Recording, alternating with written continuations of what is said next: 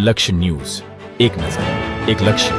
Kalol GIDC એસોસિએશનના સભ્યોની general સભા કલોલ જીઆઈડીસી ખાતે આવેલા હોલમાં યોજાઈ હતી.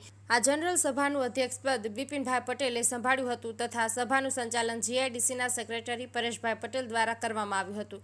સભા દરમિયાન જીઆઈડીસીના પ્રમુખ મનુભાઈ ચૌધરીએ વર્ષ દરમિયાન હાથ ધરવાના કામોની વિસ્તૃત માહિતી આપી હતી. તેમણે જણાવ્યું હતું કે ઉત્તર ગુજરાત જીઆઈડીસીમાં સૌપ્રથમ વખત સીઈટીપી દ્વારા ઇન્ડસ્ટ્રીયલ પાણીના શુદ્ધિકરણ માટે ઝીરો ડિસ્ચાર્જ પ્રોજેક્ટ શરૂ કરવા અંગે ચર્ચા કરવામાં આવી છે. સાથે જ સમગ્ર ઉત્તર ગુજરાત તથા મધ્ય ગુજરાતની જીઆઈડીસીમાં અંડરગ્રાઉન્ડ વીજ સપ્લાય કનેક્શન માટે સરકાર દ્વારા 26 કરોડ રૂપિયાની મંજૂરી આપવામાં આવી છે. આ કામો આગામી સમયમાં યુજીવીસીએલ દ્વારા શરૂ કરવામાં આવશે તેવી વિગતો પણ રજૂ કરવામાં આવી હતી. સભા દરમિયાન પૂર્વ પ્રમુખ સુભાષભાઈ ગઢવીએ પણ જીઆઈડીસી ખાતેના વિકાસલક્ષી કામો અંગે સભાને સંબોધિત કરી વિસ્તૃત માહિતી આપી હતી. આ અવસર પર કલોલ જીઆઈડીસી એસોસિએશનના સભ્યો સાથે ઉત્તર ગુજરાત વીજ કંપનીના અધિકારીઓ તેમજ સ્ટેટ બેંક ઓફ ઇન્ડિયાના અધિકારીઓ પણ ઉપસ્થિત રહ્યા હતા. સ્ટેટ બેંક ઓફ ઇન્ડિયાના અધિકારીઓએ બિઝનેસ માટે સરકાર દ્વારા આપવામાં આવતી લોન તેમજ વિવિધ લાભોની માહિતી આપી હતી. રાજ્ય સરકાર દ્વારા જીઆઈડીસી ખાતે હાથ ધરવામાં આવેલા વિવિધ વિકાસલક્ષી કાર્યો અંગે પણ જીઆઈડીસી એસોસિએશનના પ્રમુખ મનુભાઈ ચૌધરીએ સભાને માહિતગાર કર્યા હતા. લક્ષ્ય ન્યૂઝ સંજય નાયક.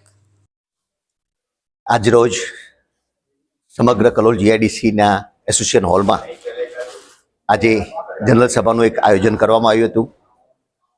દર વર્ષે ઉદ્યોગકારો દ્વારા એક આ મીટિંગનું આયોજન કરવામાં આવ્યું છે. એમાં નાના મોટા પ્રશ્નોની છણાવટ પણ કરવામાં આવતી હોય છે. આજની આ મીટિંગની અંદર ખૂબ હૃદયપૂર્વક દરેકનો આભાર માની અને જણાવું છું કે આજે અમારી જીઆઈડીસી પાણીના શુદ્ધિકરણ માટેનો જે એક પ્રોજેક્ટ હતો, જે લગભગ સમગ્ર ઉત્તર ગુજરાતમાં પહેલીવાર બની રહ્યો છે, એ લગભગ 11 કરોડના ખર્ચે આ પ્રોજેક્ટનું કામગીરી શરૂ કરવામાં આવી છે.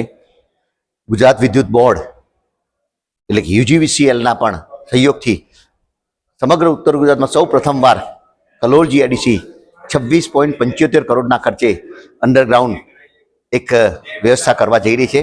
એના માટે આજે જીબીના અધિકારીઓએ પણ આવી અને અમને ખૂબ સુંદરનો સહકાર આપ્યો. આ માટે પણ જ્યારે પણ જરૂર પડી ત્યારે આપણા સાંસદ આદરણીય શ્રી અમિતભાઈ શાહ સાહેબ તથા આપણા ધારાસભ્ય શ્રી લક્ષ્મણજી ઠાકોર પણ અમને ખૂબ સાથ અને સહકાર આપ્યો છે. હું સર્વેનો આ તબક્કે ખૂબ ખૂબ આભાર માનું છું. અસ્તુ ભારત માતા કી જય.